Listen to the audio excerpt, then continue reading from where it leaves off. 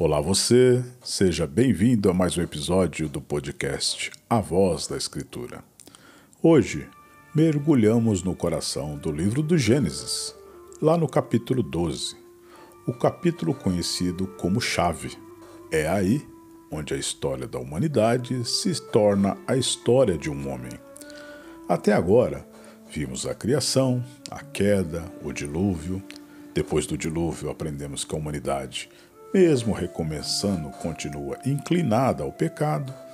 Vamos vendo as dispersões das línguas em Babel, mostrando que unidos ou separado, o coração do homem seguia rebelde.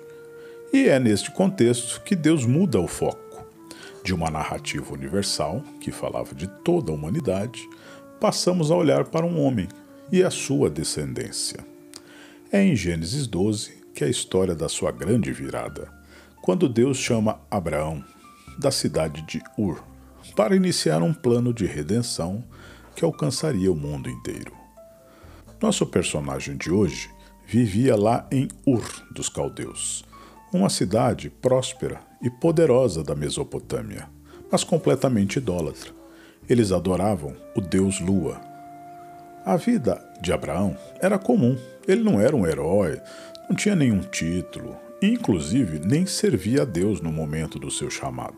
A literatura externa à Bíblia irá apontar que ele possivelmente era um astrólogo naquela época. Mas ele ouviu a voz de Deus. A Bíblia não nos conta como é essa ocorrência, se ele ouviu efetivamente uma voz, se essa voz soou em seu coração.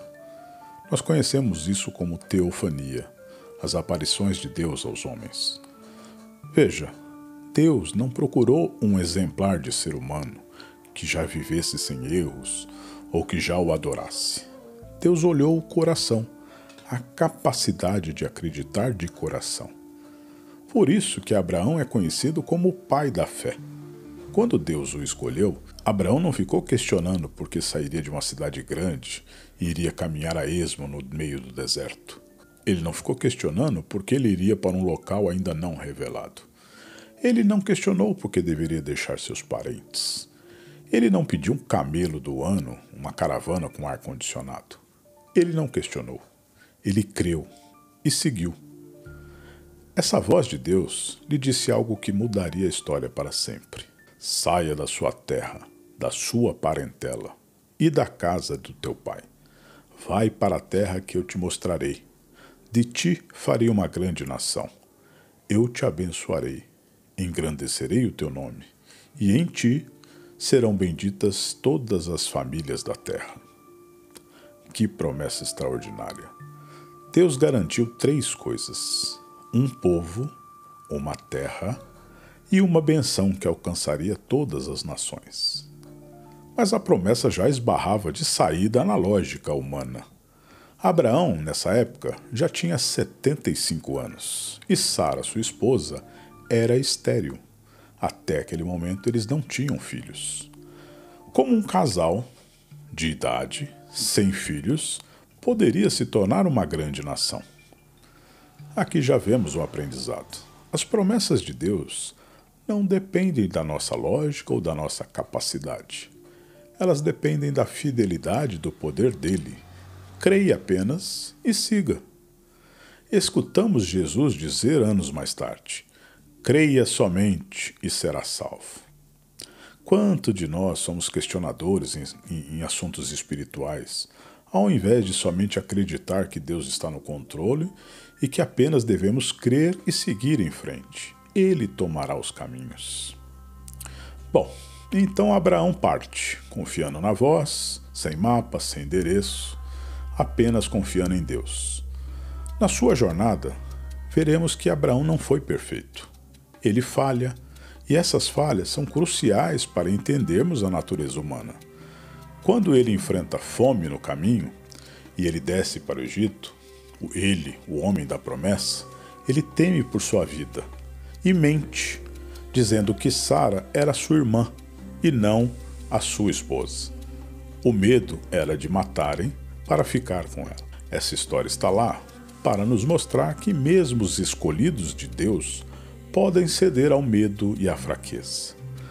Mas o erro mais grave ainda estava por vir.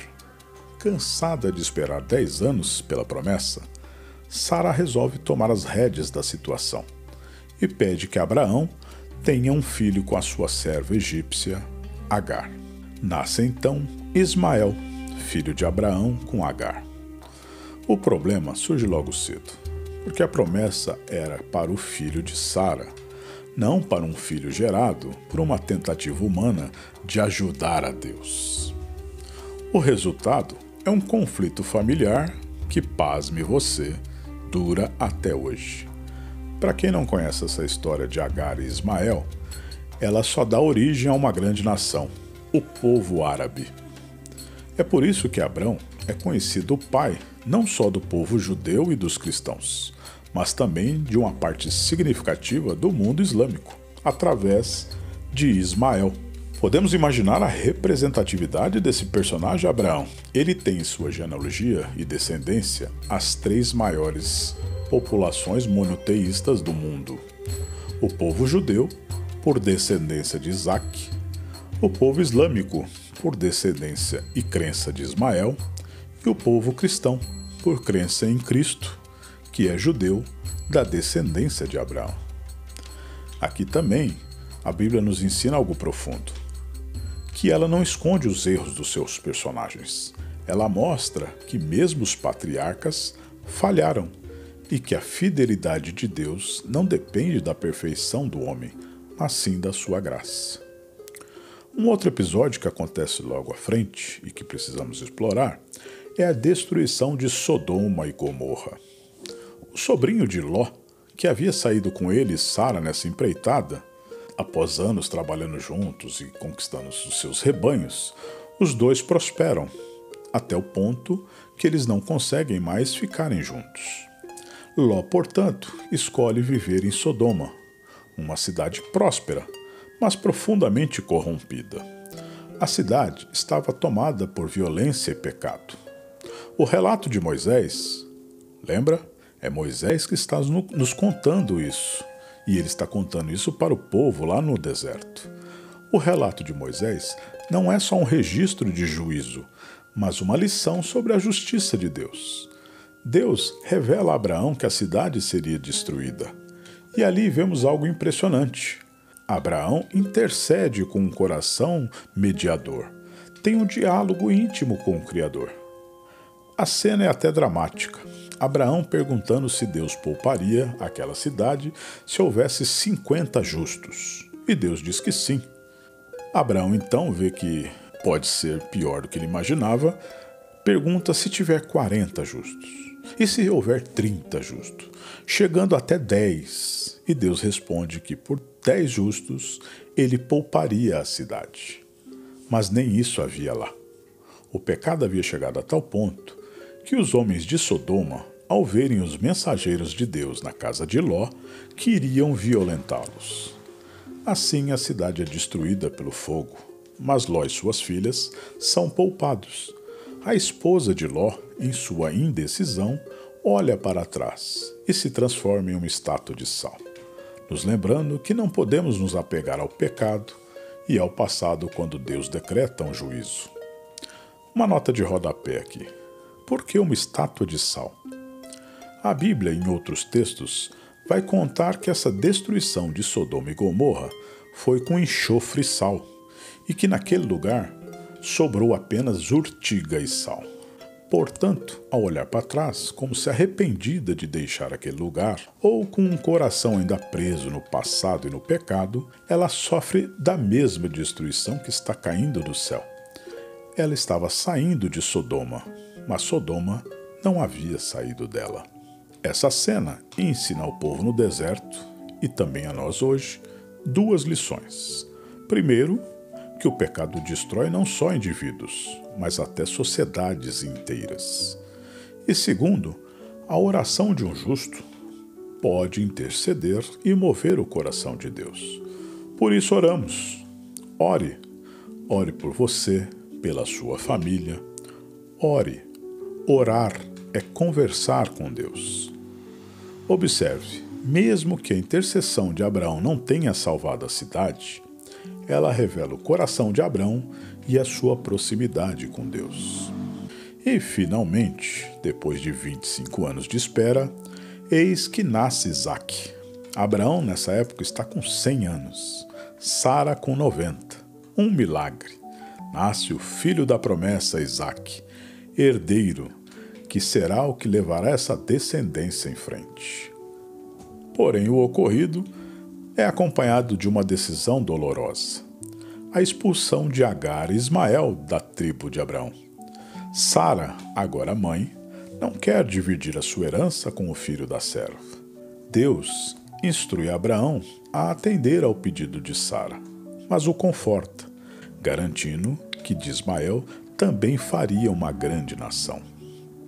Já vimos como esse negócio de dar uma força, de ajudar a Deus, só cria complicação. A história mostra um Deus que é fiel à sua aliança com Abraão, mas também misericordioso com Agar e o seu filho Ismael. O ápice da jornada de Abraão será o sacrifício de Isaque. Sim, você achou que o nascer de Isaque estava tudo tranquilo. Abraão rico, próspero, com seu filhinho Isaque andando para lá e para cá. Ainda viria um outro teste, a prova suprema de que sua confiança estava inteiramente em Deus. O texto nos conta que quando Isaque está moço, Deus solicita a Abraão que o ofereça em holocausto. Já pensou nisso? Depois de toda uma luta para gerar um herdeiro, um filho depois dos 100 anos, e aí vem Deus e pede para o matar? Esse episódio se tornaria um dos maiores símbolos de toda a Bíblia. Moisés estava ensinando a Israel que a fé exige confiança total e que Deus, no tempo certo, proverá o sacrifício. Abraão obedece, crendo que Deus poderá até ressuscitar seu filho. E lá no Monte Moriá, quando ele ergue o cutelo para imolar o seu filho, o anjo o interrompe. E é providenciado um carneiro para o sacrifício no lugar de Isaque. A lição é poderosa. Fé não é entender tudo, é confiar em Deus, mesmo quando não entendemos nada. Para nós hoje, o Cordeiro Substituto é uma clara imagem de Cristo, o Cordeiro de Deus, que morreu em nosso lugar. Você está vendo por que o título desse senhor é Pai da Fé?